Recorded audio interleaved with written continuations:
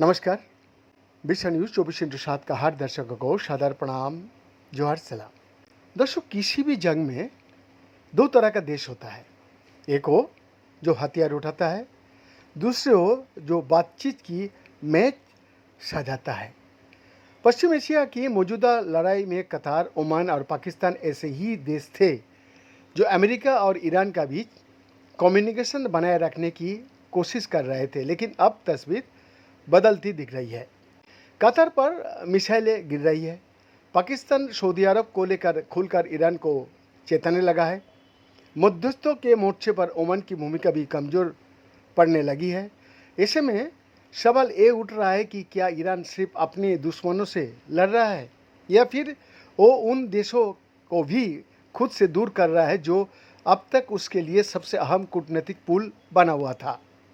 यही वजह है कि कई रणनीतिक विशेषज्ञों को ईरान की मौजूदा नीति को बड़ा जोखिम बता रहा है। उनका कहना है कि सेना मोर्चे पर दबाव बनाने की कोशिश कहीं कूटनीतिक मोर्चे पर आत्मघाती साबित न हो जाए। खाड़ी देशों में कतार की भूमिका हमेशा अलग रही है। एक तरफ उसके यहाँ अमेरिका का सबसे बड़ा सेना अड्डा अल उदीद मौजूद है। दूसरी तरफ उसने वर्षों तक ईरान के साथ भी कम्युनिकेशन बनाए रखा है।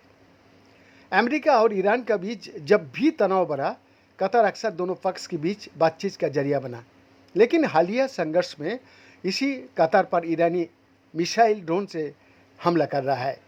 दोनों ने साफ कहा है कि ईरानी हमले ने कई रेड लाइंस पार कर दिया है। हालांकि तेहरान का कहना है कि उसका निशाना अमेरिका सेना ठिकाना थे, कतर नहीं।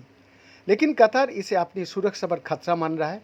इसके बाद उसने अमेरिका का साथ सुरक्षा सहयोग और मजबूत करने की बात कही है। यानी जिस देश ने दोनों पक्ष का बीच बातचीत का रास्ता खोला, मानो वही आप खुद इस जंग का हिस्सा बन गया। कतर का बाद सबसे ज़्यादा दबाव पाकिस्तान पर दिखाई दे रहा है। पिछले कुछ महीनों में शहबाज मुनीर की जोड़ी ने अमेरिका और ईरान के बीच बातचीत कराने की कोशिश की, लेकिन इसी दौरान यमन के हुती विद्रोही ने सऊदी अरब पर फिर मिसाइल हमला शुरू कर दिया।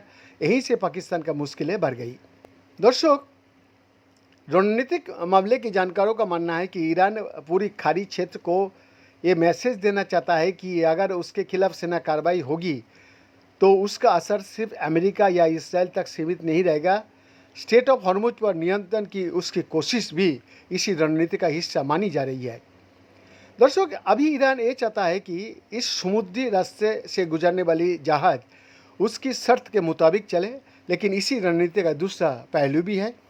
अगर कतर, ओमान और दूसरी खाड़ी देश खुद को असुरक्षित महसूस करने लगे तो वो पहले से ज़्यादा मजबूती के साथ अमेरिका का साथ दे सकता है। यानी जिस दबाव की रणनीति से ईरान अपने विरोधियों को रोकना चाहता है, वही रणनीति के तहत उसके खिलाफ नया क्षेत्रीय गठबंधन भी खड़ा कर सकती है। वीएन का एक्सक्लूसिव रिपोर्ट।